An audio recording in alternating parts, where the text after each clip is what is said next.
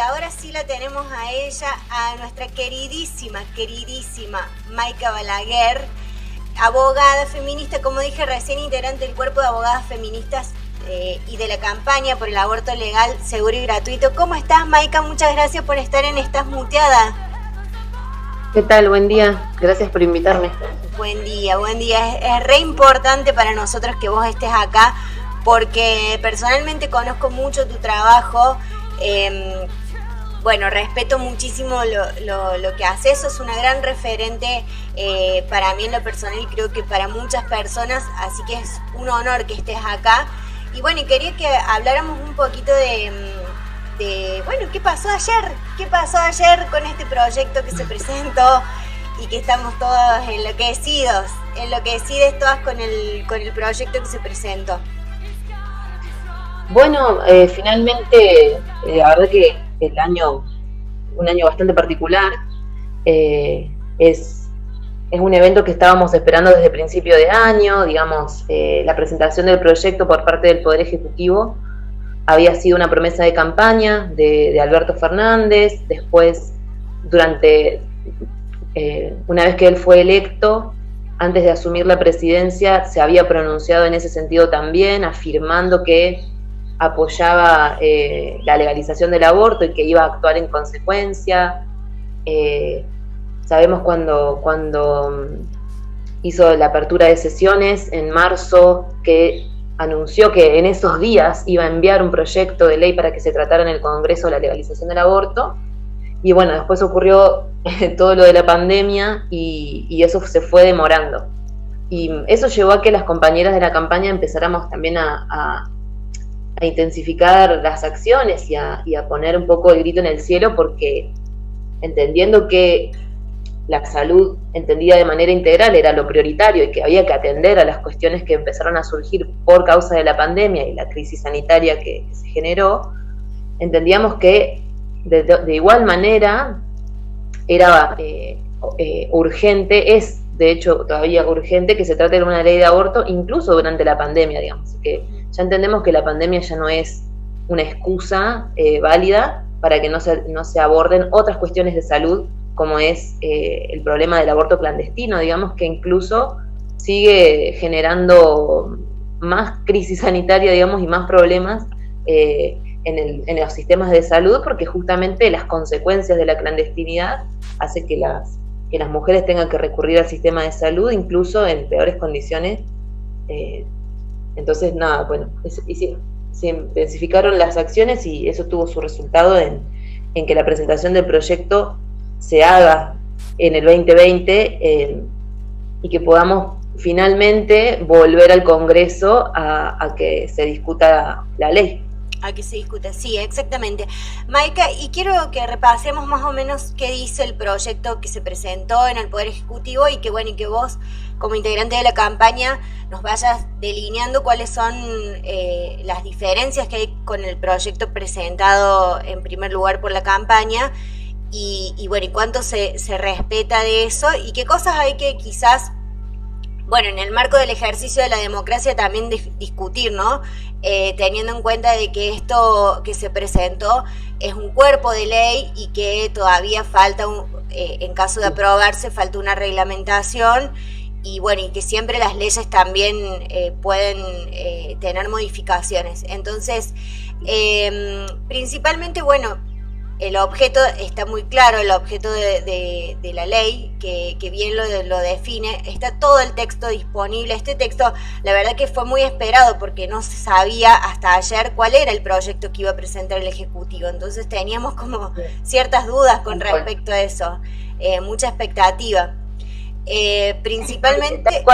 Teníamos expectativa por no conocer el texto, ¿no? Y no sabíamos qué esperar. Sabemos que quienes lo escribieron son compañeras también, digamos, acá detrás de esta redacción está Vilma Ibarra, está como asesora también del Poder Ejecutivo está Dora Barrancos, que también son referentes en derechos humanos de las mujeres y que, confiábamos, obviamente, pero sí, era necesario poder conocer el texto del proyecto para saber qué esperar del debate.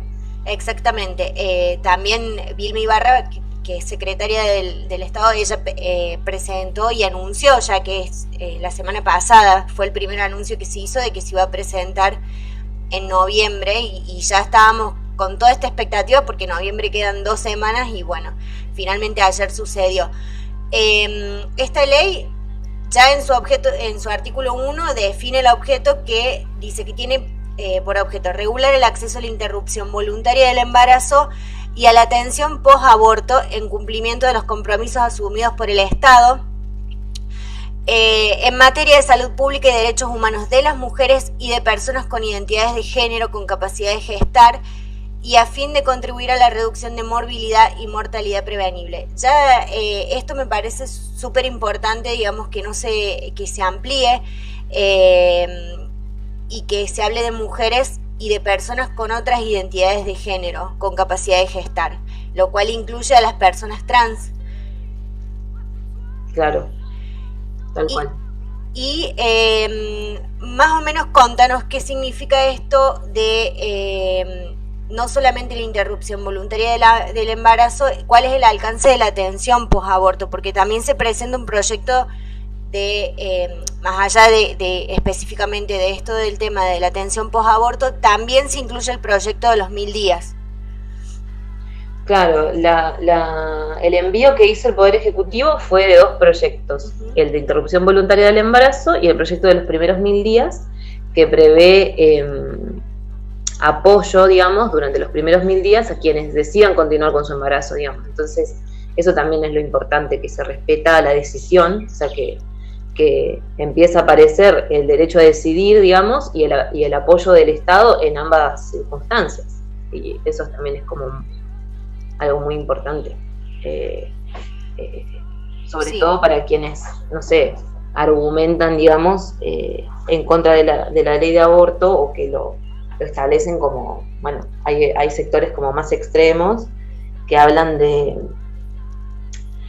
el Estado queriendo reducir la población, o bueno, cosas así como medias raras. Y bueno, claramente acá la intención es en realidad poder habilitar un derecho, digamos, y poder evitar una situación que ocurre igual en la clandestinidad, digamos. O sea, el aborto sigue ocurriendo, y la idea es que se puede hacer en condiciones de seguridad y de legalidad, fundamentalmente. Tal cual. Y también en esto de pensar del derecho a la salud desde un lugar integral, con todo lo que eso implica, y con siempre esta premisa de la maternidad será deseada o no será, y también con esto de que, bueno, atender la salud de las mujeres y las personas con capacidad de gestar de manera integral, ¿no? En cualquier decisión que tome, tanto sea para interrumpir su embarazo como para también decidir maternar. En líneas generales, la ley establece, bueno, el plazo de interrupción hasta la semana 14 del proceso gestacional, y algo que me parece muy importante también es que se incluye en el PMO, en el plan médico obligatorio, es decir, que es gratuito para todas las personas en cualquier institución pública o privada. Eso es algo que también es súper importante con respecto a la práctica en general. Y quiero preguntarte específicamente, como abogada, el tema de la modificación del artículo del Código Penal. Bien, bueno, ahí hay que pensar en algunas diferencias, sobre todo con el tema porque siempre hablamos de legalización y despenalización y qué significa eso, y ahí está como, la ley tiene 2 partes, ¿no? Que de hecho eso también es igual a lo que salió en el 2018 de la Cámara de Diputados. Tiene una parte de la interrupción legal voluntaria del embarazo, y tiene una parte que habla sobre las modificaciones que se hacen en el Código Penal. Y después hay unas cuestiones de disposiciones generales y cuestiones como de autoridad de aplicación y eso, pero fundamentalmente es eso, la parte que prevé cuáles son las condiciones de acceso para la interrupción voluntaria, y la parte que hace las modificaciones al Código Penal. Y este proyecto del Ejecutivo, y eso es una de las cosas que preocupa a la campaña, no es un proyecto de despenalización, sino que al hablar del plazo de 14 semanas, sería como si agregara una causal de plazo, o sea, como que cambia de modelo de causales, que es el aborto que tenemos ahora, que es causal violación y causal salud, habilitan el aborto no punible, digamos, en la actual redacción del código. En este caso se habla de un plazo de 14 semanas por el cual, sin ninguna otra causal, o sea, sin invocar causal, se puede acceder a la práctica, pero después de esas 14 semanas, si no está ninguna de las otras dos causales presentes, quedaría penado, digamos, quedaría penada la práctica, o sea, sigue la misma redacción. Entonces ahí es como decimos, bueno, no, sigue penalizando a las mujeres que después de la semana 14, si no están contempladas las causales, sigue penalizado. Agrega una causa de justificación ahí que dice cuando las circunstancias hicieran excusable la conducta, entonces es un poco más amable, digamos, en ese sentido la redacción. Sí. Pero no es un proyecto de despenalización total que borra la práctica del aborto del Código Penal, como es el caso de los proyectos que presenta la campaña que exigen, digamos, la despenalización.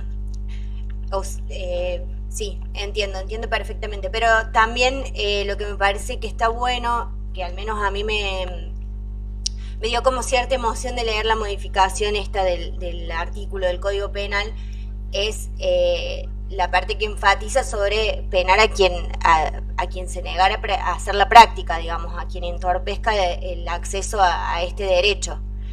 Y en ese sentido también hay con respecto, bueno, algo que se dio, incluso que se dio en las causales de aborto que ya estaban contempladas, con el tema de la objeción de conciencia de los profesionales de salud, y tuvimos muchísimos casos, principalmente de niñas que fueron obligadas a parir por profesionales de salud que se negaron o que de alguna manera influenciaron a la persona para que no haga la práctica cuando estaba dentro del marco legal, dentro de las causales legales que ya estaban contempladas. ¿Qué pasa con esta objeción de conciencia? ¿Hay algún punto ahí que esté en duda con respecto al proyecto presentado por la campaña? Bueno, la campaña no menciona directamente la objeción de conciencia porque no la reconoce como un derecho, digamos. O sea, no se prevé ni siquiera la posibilidad de que una persona objete la práctica, porque se entiende como un derecho y que nada, una persona un profesional de la salud que se dedica a los servicios de salud sexual y reproductiva, si tiene problemas de conciencia, que se dedique a otra cosa, digamos. Claro, es como si se negara a operar. Claro, tal cual. Entonces ahí sí aparece un poco un problema, porque el proyecto del Ejecutivo reconoce el derecho a la objeción de conciencia como tal, y en realidad ahí se abre una discusión sobre qué es la objeción de conciencia, digamos, acá yo creo que es un error entenderla como un derecho. Pienso que es una forma de ejercer otro derecho que es la libertad de conciencia, y que tiene límites como pueden ser los derechos de otra persona, fundamentalmente a acceder a una práctica de salud que pone en riesgo su vida. Digamos, me parece que ahí es donde está por ahí la cuestión. Muchas personas que defienden la objeción dicen que no se puede obligar a una persona a hacer una práctica que no está conforme a su conciencia, ¿no? Y esa es la trampa de la objeción.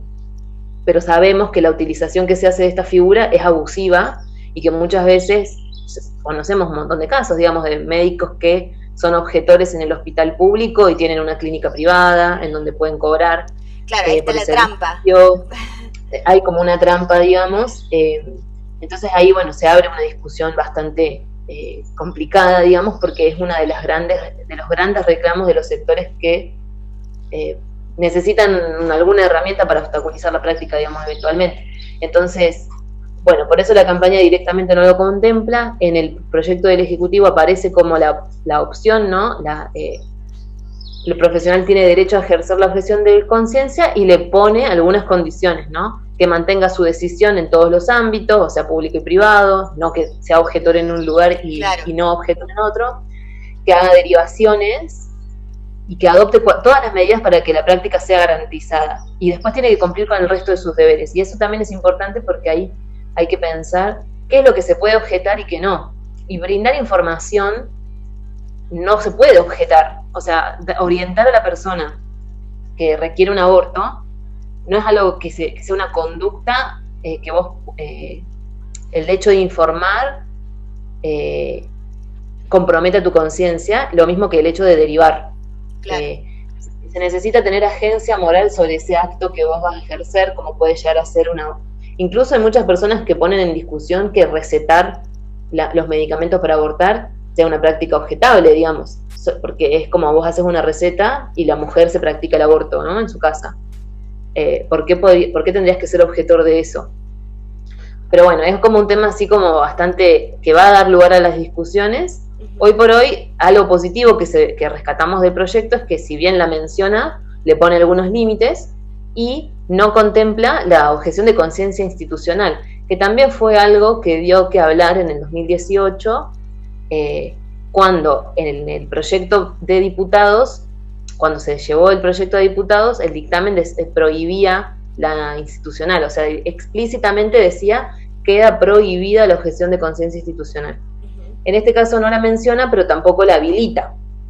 Y eso me parece importante porque ahí la idea de ponerle límites a la objeción de conciencia, no solamente individual, sino también institucional, ayuda a que la mujer no ande boyando, la mujer o persona gestante no ande boyando por diferentes instituciones de salud hasta conseguir un médico no objetor que le realice la práctica, digamos.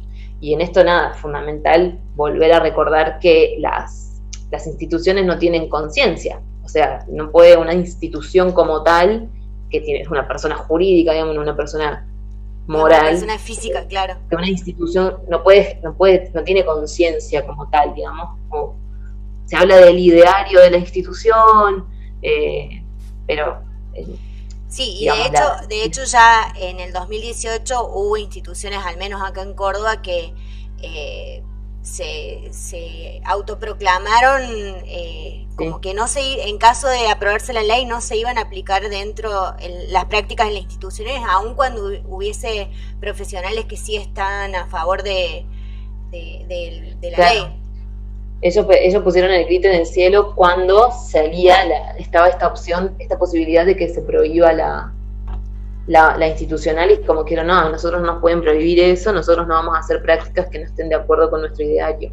Y en realidad es un servicio de salud, no puede negar una de sus prácticas, digamos. O sea, ahí vamos a tener que estar como atentos porque se van a generar estas situaciones, porque después también está la trampa. La institución no se declara como tal, pero después cada uno de sus profesionales es objetor de manera individual, y eso hace que toda la institución sea un problema, ¿no?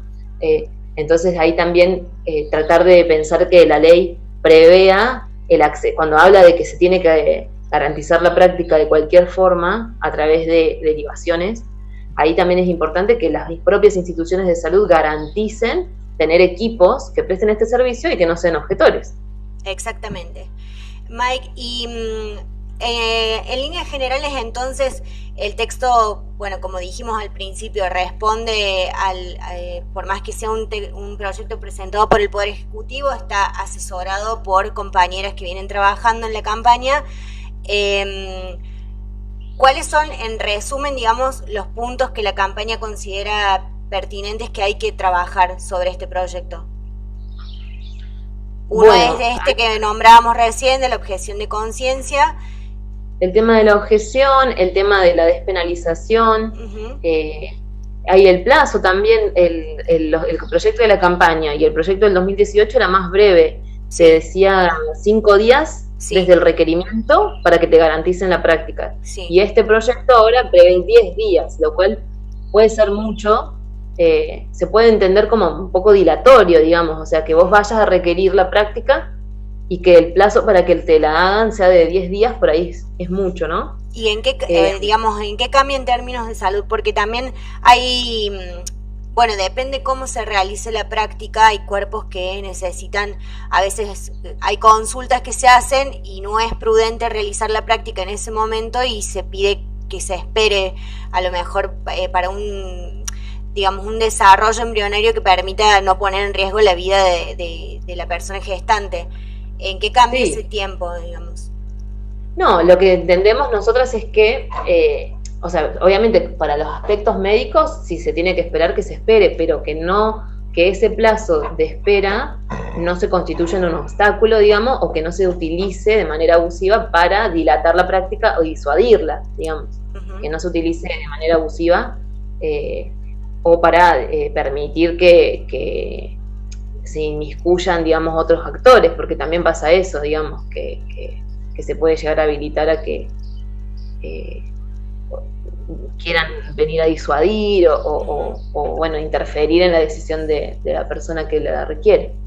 Es eso, digamos, pero obviamente sí, el tema del plazo para que la práctica sea la mejor, digamos, eso tiene que ver con los criterios de acceso y con los criterios médicos que se contemplan. Sí, bien, bueno, y este proyecto entonces vamos a repasar así rápidamente cómo sigue esto. Ingresa el proyecto al Congreso, no se trata en comisiones en esta oportunidad, entra directamente a discusión en la Cámara de Diputados.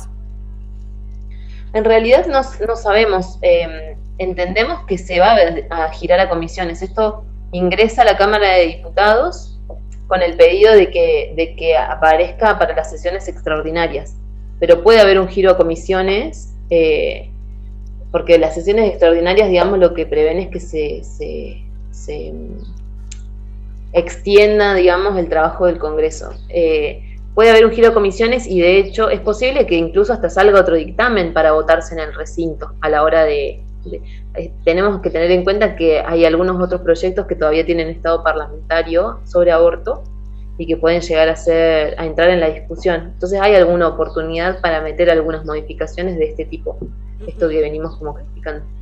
En principio, todavía queda como esa posibilidad de reuniones en comisiones y se trataría primero, bueno, en el recinto de Cámara de Diputados y luego en el Senado, pero todo en el marco de las sesiones extraordinarias que se anunciaron hace poco, ¿no? Que bueno, hablaron sobre que no va a haber eso creo que fue en la reunión con Massa que se anunció, que no va a haber, como que en el verano el Congreso va a estar trabajando, se van a extender hasta marzo, hasta el inicio de las próximas sesiones, estas sesiones extraordinarias. ¿Y tenemos alguna perspectiva de cuándo podríamos estar tratando esto en el Congreso o no sabemos? En tiempos, digo. No es como todo muy incierto, la verdad. Te puedo decir en los próximos meses, pero la verdad es que no sé. No sabemos, no hay fecha cierta, digamos, eso es como... No hay fechas todavía. Tener en cuenta que que la actividad legislativa hay mucha actividad legislativa en esta semana, sí. Hay y cosas grosas, digamos, proyectos grandes, entonces bueno, va a ser como un verano intenso, sí, en términos pero es una buena noticia para nosotros que este proyecto se haya presentado y que tome este estado parlamentario, porque bueno, es algo que es una deuda pendiente con la sociedad, con las mujeres y los cuerpos gestantes, así que me parece que es para celebrar. Por eso hoy nos vamos a encontrar en la calle. Sí, tal cual. Hoy está la caravana verde que inicia en la Plaza de los Presidentes, se llama, en La Tablada y General Paz. Sí.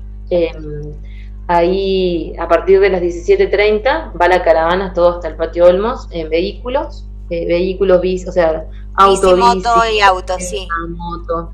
Sí, la idea es no marchar por una cuestión de seguridad y sanitaria, digamos. Así que bueno, hoy sale la caravana verde, que seguramente va a ser muy masiva y además en toda la provincia. Hay muchas localidades que están convocando. Y bueno, obviamente en todo el país también, así que va a ser un miércoles verde. Va a ser un miércoles verde. Maika, te agradezco muchísimo que hayas estado acá, te libero porque tenés tu clase de natación. Me tengo que ir a nadar. Sí, tenés que ir a nadar. Muchísimas gracias, gracias por todo tu trabajo siempre y por tomarte estos minutos para estar acá. Hay muchísima gente que te manda saludos acá y después lo dejamos en YouTube para que quienes quieran compartir tus palabras y bueno, toda esta explicación que la verdad que nos ayuda a entender mucho la situación. Pueden estar, así que lo pueden compartir después. Te mando un abrazo grande, nos encontramos en la calle y que sea ley, compañera. Buenísimo, que sea ley, gracias. Gracias a vos. Bueno, estábamos hablando con Mayca Balaguer, que es integrante del cuerpo de abogadas feministas y de la campaña por el derecho al aborto legal, seguro y gratuito. Y ya volvemos con más. Estás muteada acá